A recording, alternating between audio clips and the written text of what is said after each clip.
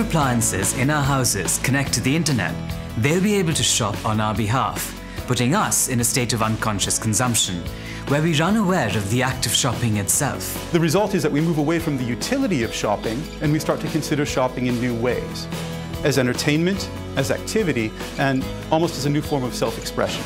Let's take the nasty bits out and focus on the fun, the experience in shopping.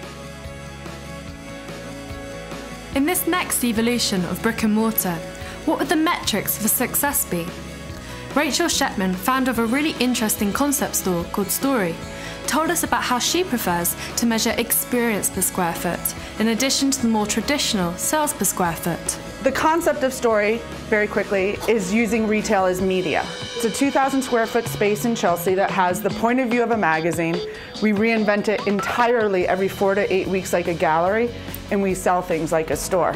This idea of using it beyond content creation and beyond sales transaction and beyond brand impressions and to kind of leverage it for community is something that's amazing. We have this grand idea that in the future, community post offices should be the center of communities. They should be places where you can experience a new coffee product.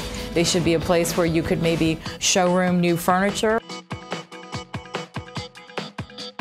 Humans have always been very visually oriented, and as more and more consumers are shopping via mobile, the picture really is king. And actually, lots of brands are thinking very hard about their visual strategy. This is a thing that started on the internet and is now becoming part of merchandising because it's what we're used to seeing. So this is the Kate Spade Saturday store in Soho, which is a wonderful retail environment and very, very tuned into these kind of trends. So they've not only done this in the window, they've done it on the walls. As Elias Konstantopoulos told us during the big shopping pop-up in London, audio represents tremendous opportunities in retail. I'm dreaming about a world where the kind of retail experience will be scored, almost like a film. What about you have your phone and you've got your earbud in, and as you move around the store, you feel like you're actually part of your own retail movie? Mobile apps by retailers, manufacturers, and third parties like Shopkick are vying for consumers' attention. But as this competition ramps up, we're in danger of impairing the overall experience as consumers become the potential targets of incessant messaging. I dread the thought of like competing personalized messaging beeping me to high heaven, you know, when I go through a store. I want to make sure that we don't bring old habits back in the name of customization.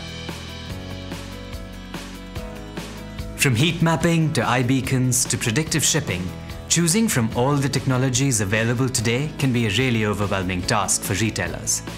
As Andy Murray mentioned at our conference, the smartest brands are making strategic decisions by using the rule of high tech versus high touch. As we get to this higher levels of technology, there's a demand for this equilibrium counterbalance of high touch in our lives.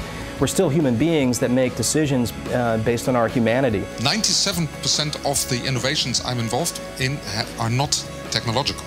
They're business model innovations, they're service innovations, they're experience innovations. And too often the focus is on, hey, there's a cool new technology, iBeacon. What can we do with that technology? No, we have to think about how can we serve the customer better.